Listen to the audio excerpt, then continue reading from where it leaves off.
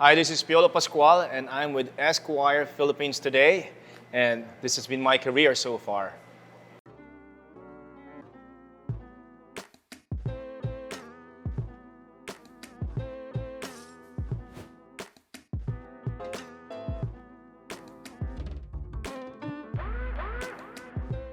I'd want to say that was my breakout, but it was the toughest thing to do. Starting out in this business, I tried to back out from the project many times because I was so intimidated by Vilma Santos, Christopher De Leon, Chito Ronyo. Reading the novel of Luwalhati Bautista, I said, oh dang, I cannot do this. So it dragged on for 2 years, and I tried to back out several times until my producer confronted me and forced me to do it because, of course, because of budget. We've already done some scenes.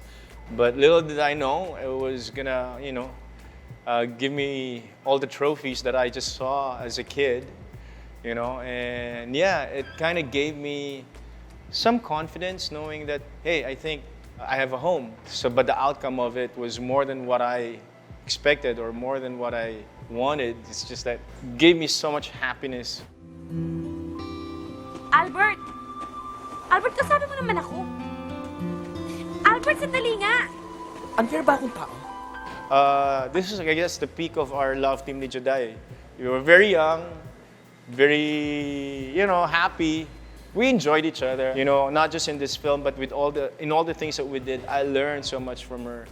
And in this film, I was just watching her because her, the director, the PD, were the ones just, doing the ad-libs, saying all the lines, and it was such a fun set. It was a fun set. Pamilya ko sila. Kailangan nila ako, Lino. Ano ko? Paano ako? Paano tayo? Ako dyan, ikaw lang. Ikaw lang. I enjoyed Milan. I was, of course, very intimidated by Direk Olive Lamasan. She would write the sequence the day of the shoot. She'd stay on one side while Claudine and I would wait in the car because guerrilla type yung shooting namin sa Milan, sa Rome, sa Venice, and would wait for her to finish her script. Once she finishes and she gives us a yellow paper, like 3-4 pages, and we have to memorize it because we're pressed for time. So that was our exercise. And she would tell us, she would ask us about our characters. It's the first time to team up together. Siguro, kung tatanggalin ko itong jacket ko ngayon, mawawalan ka na ang sa akin. Yung ganyang kalamig, tapos tatanggalin ko yung jacket ko. Don't Give Up on Us is my last film with my partner as a love team, Julian. We did about 5 films together. And this was our last film. I enjoyed it because we shot in Sagada, Banawe, Baguio, and I like road trips. There's one anecdote about this film. When I first read it, my director, my PD, and I were talking and discussing about the character. I said, he's a folk singer from Baguio. So just to kind of, find the right look for him, I said he should have long hair. So I went to my friend at Wada Salon and did my hair extension for 5 hours. Because back then it's manual, so you really have to staple it. And my manager then, Mr. M, was so mad at me, didn't talk to me for 2 weeks, didn't make me attend ASAP, didn't make me attend Boris sitcom, didn't want to see me for 2 weeks, walked out on me as soon as he saw me in his office. But I stood my ground and it served its purpose, so yeah. Am I hurting you? Again? With Regine, this was the time that I was actually segueing from one project to another. I was doing TV, MWF, I was doing Walang Kapalit with Claudine. I was doing TTHS for Paano Kita Ibigin in Zambales. So I had no rest, but I enjoyed working with Reg. One thing I learned from her is to treat your crew, your production, after the movie or the shoot is done. And I still do that traditionally. You have a last day, but working with Reg, such a breeze. And I was working with my best friend, Joyce Bernal. And this was one of the reasons why I became a producer, because Uge, Eugene Domingo, almost stole the show from us. She was so funny, she was so hilarious.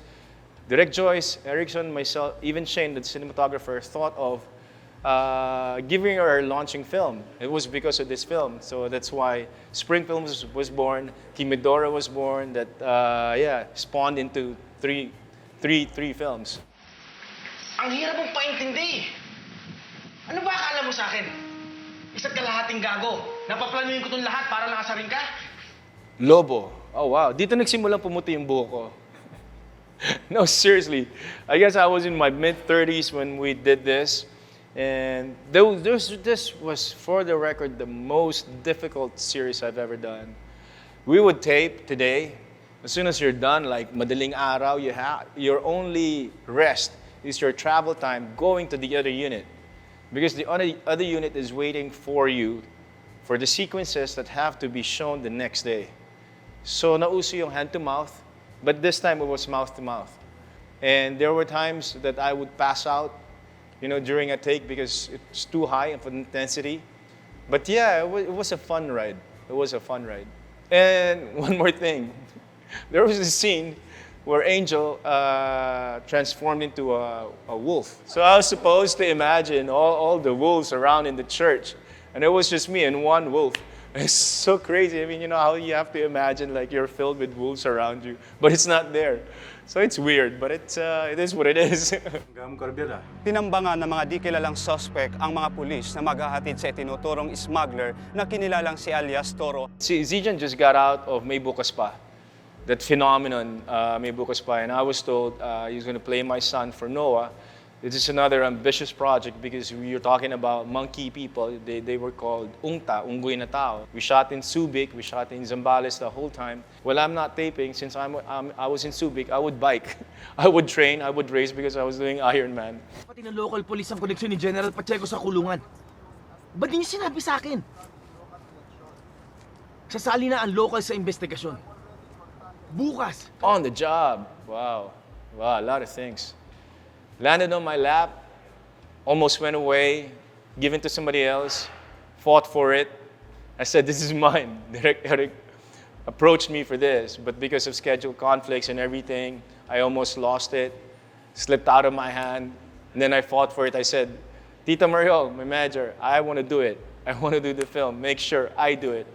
So yeah, the shoot, Gerald and I were just running every night. Since we're coming from taping, we're coming from someplace else. We shot in Quiapo, so a lot of chase. Gerald and I would like sleep on our recline on our chair, and then wake us up, and then okay, takbo dito, okay, and then you rest again. Okay, takbo dito. A lot of chase, a lot of running, but I enjoyed it because I remember that one scene that made me want to do this project was I was supposed to die in the end, right? So my mom said, can I visit your set? Sabi ko, yeah, go, mom, come. She didn't know it was my dad's scene. So she was by the monitor with Direk Eric, the top shot, and I'm being shot at. My mom was crying.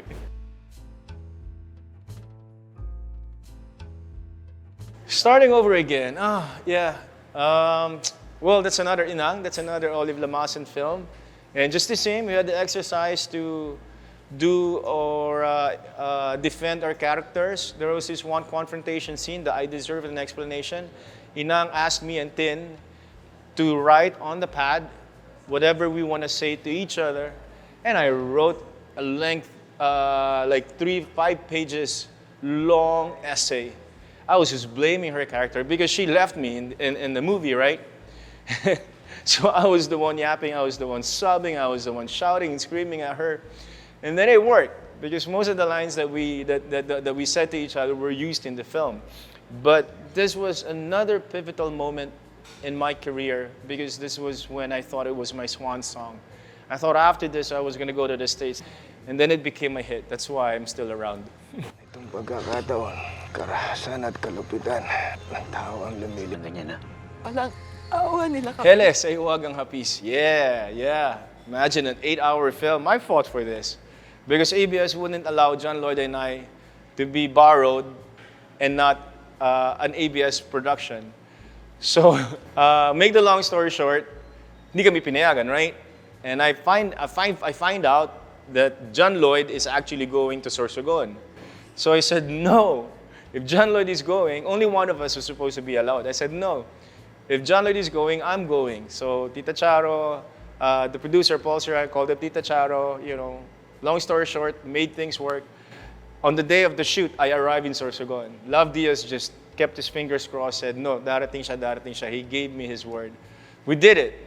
So that was our first project with John Lloyd, and I really, really enjoyed it. I did 2 more films with Lav Diaz after this, but such an experience to be working with Love, with these thespians, with Sherry Hill, with all of them, even Bernardo. You marry literature, you marry fiction, you marry history. It's an explosion. I remember this one scene, and we're not supposed to know each other. And here comes Alessandro De Rossi asking Direk Lav Diaz, Direk, anong motivation namin dito? Do we know each other? How do we interact with each other? The only thing Direk Lav said, it's madness. This is madness. Bahala ka sa buhay mo. Buhay sa syudad. Eh, alam mo naman ang mga kabataan ngayon, mapagalitan mo lang ng konti, lumalayas na. Lagarista. Lagarista. That was my launching film. I auditioned for it. I guess my Dekada, I also had a nude scene. But for this, I was naked in some of the scenes with Jana. Because back then, uso yung ST, mga sex trip. So, unfortunately, naabutan ko pa yun. So, yeah, but I'm happy because, you know, that paved the way for me to, you know, have a career in this business. We were sent to Toronto Film Fest. We attended the Busan Film Fest pa siya dati. But yeah, I enjoyed it. As a film lover, you know, I always liked Cinema Paradiso.